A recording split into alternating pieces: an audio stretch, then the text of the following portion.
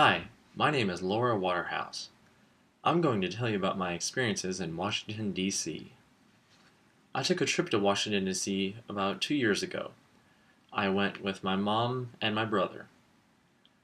We were there to visit my aunt, uncle, and two cousins. When we landed, it was warm outside compared to what we were used to.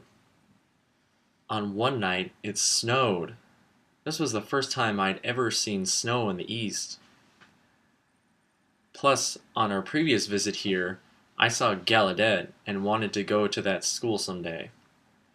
The reason why my family went to Washington, D.C. is that my mom had a conference to attend, and it was a good opportunity for my brother and I to tag along. My family was lucky to be able to go on such a trip. We stayed in a fancy hotel, and my brother and I watched television all day. Later on, we got to go to the Smithsonian Museum. It was interesting, but I started to feel pretty bad, so we had to leave. It kept getting worse and worse, so I had to go see a doctor. The doctor said I was fine, but if it got worse, I should go back and see him. I went back home after that. It was hard to sleep that night because I felt all itchy.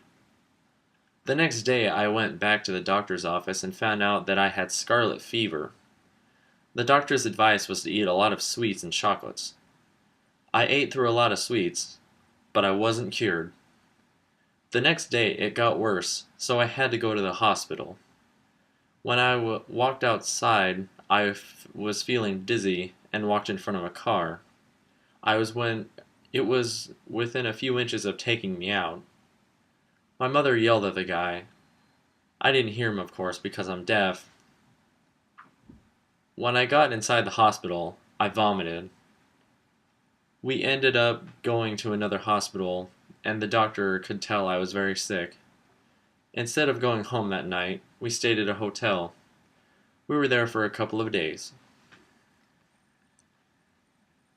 I watched TV with my brother all day while my mom rested. The ironic part is that my mother had a hard time getting an interpreter for the White House tour. She had to call plenty of times until they finally agreed. On the day of the tour, I was too sick and I ended up having to skip out on the tour. When I was in D.C., I met my friend Ruth and her two children. One is the same age as me, and same age as I am, and we grew up together. The other is younger than my brother. It had been a long time since I last saw them. We hung out and had a lot of fun together. I visited a Holocaust museum, which was very dark and sad. I heard the story of a girl who survived through the concentration camps and the story of other survivors.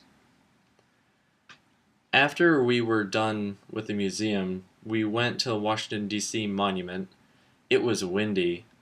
We went inside because of the wind, so I couldn't see much of it. After that, we got to go to the Abraham Lincoln statue. If you look, he has a hand shape of an A on one hand and an L on the other, and I had gotten to finally see it in person.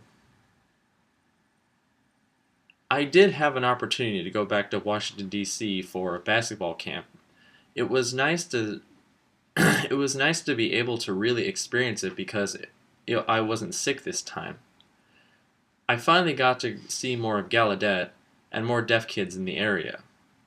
I met some other kids from Virginia, Maryland, and some from New York. I got to stay at a dorm in Gallaudet for a week. I think I'd like to stay in that kind of dorm in the future. Camping was a lot of fun. I met a pro player from Sweden. She gave me a lot of help. That woman was deaf. I got one prize. Oh, I was nervous. I'd go back again for sure.